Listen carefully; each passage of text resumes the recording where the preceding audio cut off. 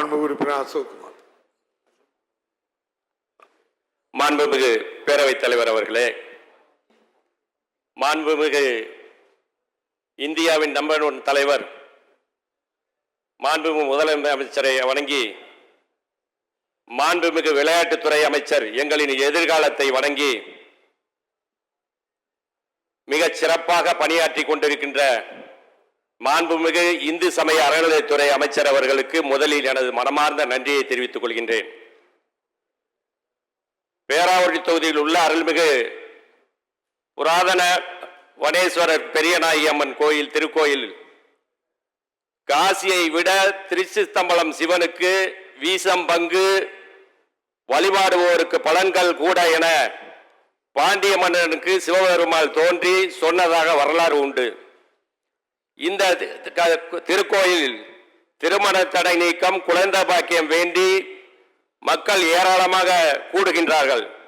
எனவே திருப்பணிக்கு நீங்கள் மிகச் சிறப்பாக ஒரு 83 லட்சம் ரூபாய் வழங்கியதற்கு மீண்டும் நன்றியை தெரிவித்துக் கொண்டு இதற்கு ஒரு திருமண மண்டபம் வழங்குமாறு அன்புடன் கேட்டுக்கொள்கின்றேன். மாண்புமிகு அமைச்சர் அவர்கள்.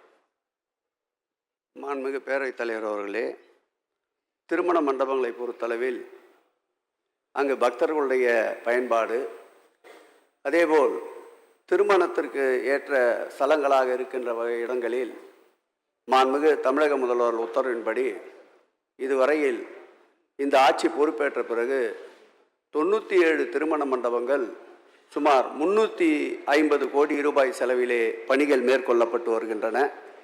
சாத்தியக்கூறுகள் ஆராயப்பட்டு நிச்சயம் திருமண மண்டபம் வேண்டுமென்றால் உறுப்பினருடைய கோரிக்கை மாண்புமிகு முதல்வர் கவனத்திற்கு கொண்டு சென்று நிறைவேற்றப்படும் என்பதை பேரவைத் தலைவர் வாயிலாக உறுப்பினருக்கு தெரிவித்துக் கொள்கிறேன். மாண்புமிகு உறுப்பினர் அசோக்குமார். மாண்புமிகு பேரவைத் தலைவர் அவர்களே,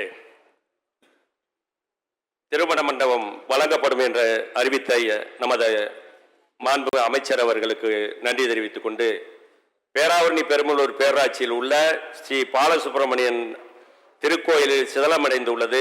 அதனை புனரமைத்து கும்பாபிஷேகம் நடத்திடவும், திருவோண ஒன்றியம் வெட்டுவாக்கோட்டை சென்னியம்மன் திருக்கோயிலில் கும்பாபிஷேகம் செய்யவும் திருமண மண்டபம் அளித்திடவும், சேதுபாசத்திர ஒன்றியம் பள்ளத்தூர் அருள்மிகு கதலி வனேஸ்வரர் திருக்கோயிலுக்கு திருமண மண்டபமும் கொடிமரமும் வழங்கிடவும், அதேபோல ஆத்தாளூர் வீரமாரியம்மன் கோயிலுக்கு பேராவூரணி சேதுரோட்டில் திருமண மண்டபம் வழங்கிடவும், பேராவூரணி ஒன்றியம் குறிச்சி சிவன் கோயிலுக்கு சிதலமடைந்துள்ளது, அதனை புனரமைத்து குடமுழுக்கு செய்யவும், நிச்சயமாக நீங்கள் இவற்றையெல்லாம் நீங்கள் எங்களுக்கு செய்து தர வேண்டும் என வேண்டி மாண்புமிகு அமைச்சர் அவர்களுக்கு நன்றி தெரிவித்து, மாண்புமிகு பேரவைத் தலைவர் அவர்களுக்கும் எனது நன்றியை தெரிவித்துக் கொண்டு நிறைவு செய்கின்றேன். மாண்புமிகு அமைச்சர் மிகு பேரவைத் தலைவர் அவர்களே, அவர் கோரிய கதலிவனேஸ்வரர் திருக்கோயிலும் வீரமாகாளியம்மன் திருக்கோயிலும், அதேபோல் அவர் கோரிக்கை வைத்த சென்னியம்மன் திருக்கோயிலும் கதலீஸ்வரர் திருக்கோயில் ஆகிய 5 திருக்கோயில்களும் திருப்பணிகள் மேற்கொள்ளப்படும்.